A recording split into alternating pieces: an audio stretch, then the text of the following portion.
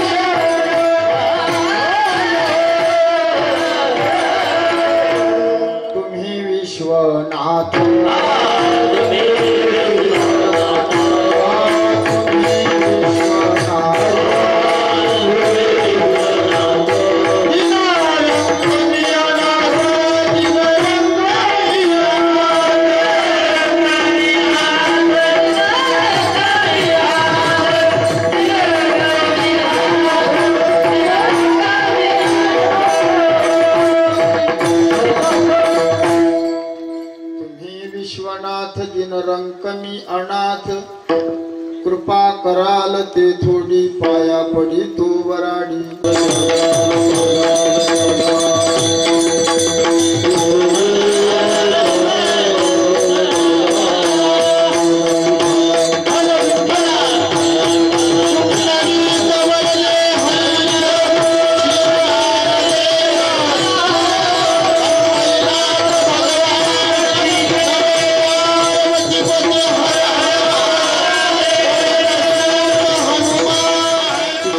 देवा कोणा म्हणे माझी जिव्हा तरी हे हो का शतखंड पडीन तो बुवा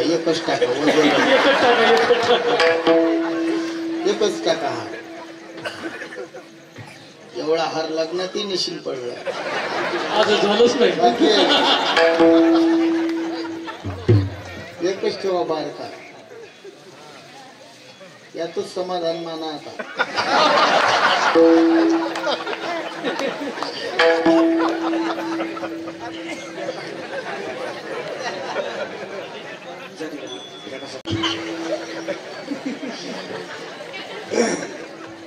तुझविना देवा कोणा म्हणे माझी जिव्हा तरी हे हो का शतखंड पडू झडून या रांड उपस्थित प्रभुप्रिय सज्जन तथा माझ्या आया बहिणी तुम्हा सर्व आभार वृद्ध मायबापांच्या चरण सेवेचा जो योग या ठिकाणी आहे तो किम निमित्तानं आहे तुम्हा सर्व मायबापांना विधित अखिल कोट ब्रह्मांड नायक भगवान पंढरीनाथाच्या कृपेनं ग्रामदैवत हनुमंतरायाच्या कृपेनं आई गोदावरीच्या या पवित्र तीरावर पूजनीय श्री संत गोविंद बाबा सिन्नरकर यांच्या आशीर्वादाने पूजनीय आमचे ज्येष्ठ श्रेष्ठ गुरुबंधू रामदास बाबा पूजनीय आमचे ज्येष्ठ गुरुबंधू शशिकांत महाराज या दोन्हीही महात्म्यांच्या मार्गदर्शनानं आणि तुम्हा सर्व भाविक भक्तांच्या सज्जनांच्या सहकार्यानं या पवित्र पावन नगरीमध्ये हा दिव्य भव्य सोहळा किती वर्ष झाले एक तपोपूर्ती सोहळा या नगरीमध्ये तुम्ही सज्जन लोक भगवान भोलेनाथाचा हा दिव्य सोहळा साजरा करता एका बळी रे वारकरी संप्रदायाचं वैभव असणारे आमचे गुरुबंधू मंडळी संगीत अलंकार प्रशांतजी महाराज आहेत संगीत अलंकार आमचे माऊली महाराज आहेत संगीत अलंकार प्रवीण महाराज आहेत मृदंग सम्राट आमचे नामदेव बाबा आहेत विठ्ठल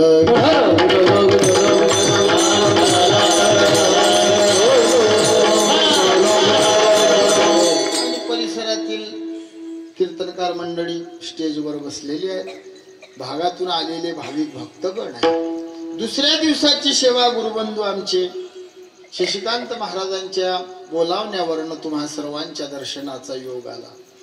सेवेसाठी जो अभंग घेतला हा अभंग जगद्गुरु जगदवंदनीय वैराग्याचे मूर्तिमंत पुतळे तुकोबाराय यांचा 4 चरणाचा अभंग आहे. तुकोबाराय या अभंगाच्या माध्यमातून देवाशी बोलतात, देवाला सांगतात, देवा तुझ्या नामाच्या दृष्टीनं माझी जीभ कर्म व्यभिचार भोग व्यभिचार रहित आहे हे पटवून देतात आणि व्यंजना वृत्तीनं जगताला उपदेश करतात. असा आजचा अभंग आहे. मग आवाज जाळा कर. आता प्रश्न असे आहे, उपदेश कुणी कराव, कुणाला कराव, कसा कराव, कशा करता कराव, उपदेश म्हणजे काय? उपदेशाचे 3 प्रकार: प्रभू संमित उपदेश, सुहृद संमित उपदेश, कांता संमित उपदेश. उपदेश कोण कोण करते? उपदेश गुरु करतात, साधू करतात, मायबाप करतात. पहिला प्रश्न तुकोबाराय, तुम्ही आमचे कोण? जगद्गुरु तुका अवतार नाम याचा, संप्रदाय सकळांचा येथून या. तुकोबाराय जगाचे गुरु आहेत म्हणून उपदेश करतात. तुकोबाराय साधू आहेत म्हणून जगाला उपदेश करतात. साधू म्हणजे फेटा बांधते, पांढरे कपडे घालते, कीर्तन करते म्हणजे साधू. बरोबर नाही म्हणतात? तुमचंच बरोबर आहे. पांढरे कपडे घातले म्हणजे साधू नाही, भगवे कपडे घातले म्हणजे साधू. बरोबर तरी नाही म्हणतात. ऐकणार चांगले आहेत महाराज तुमच्या गावच्या. हो, पांढरे कपडे घालो, भगवे कपडे घालो, कपड्याला काही अर्थ नाही.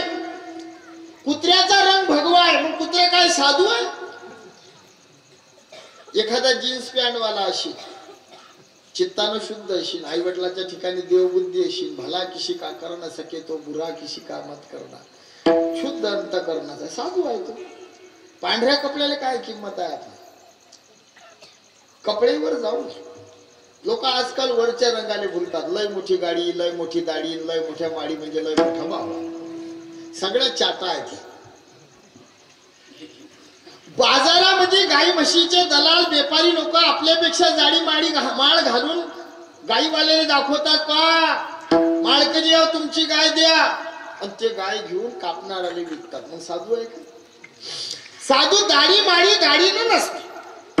बऱ्याच ठिकाणी आमची कीर्तन गाडीमुळे रद्द होत आहे. मंत्र्याच्या वाढदिवसाले कीर्तन, माझी गाडी नाही, अजून गाडी नाही, हे भाड्या नाही, 10 रुपये किलोमीटर चालली. मंत्री लोकांच्या वाढदिवसाले माझी कीर्तन, ते असा बुवा नका, मोठे बुवा सांगा. काय लोक असतील. साधू गाडी माडीनं दाढीनं ओळखून साधू. साधू साधू म्हणजे काय? मुक्ताबाई म्हणतात, वरी भगवा झाला नामे, अंतरी वश केला कामे, त्याला म्हणू नये साधू, जगी विटंबना भादू. अरे भगव्या कपड्याने साधू नाही, साधू कोणाले म्हणाव? मुक्ताईच उत्तर देतात, संत तोची जाणा जगी, दया क्षमा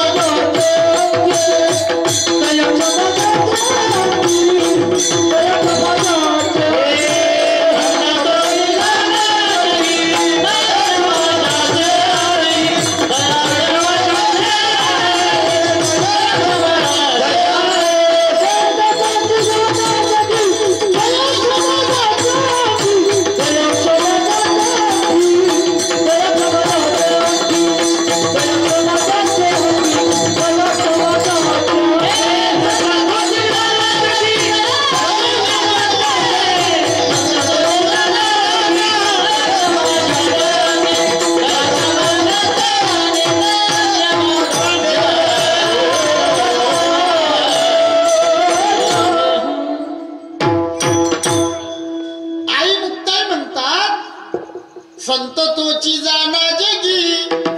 कोण आहे साधू? दया समाजाचे अंगी त्याला साधू म्हणा. जे कारंजले गांजले त्याशी म्हणे जो तोची साधू ओळखावा देव तेथेची जाणावा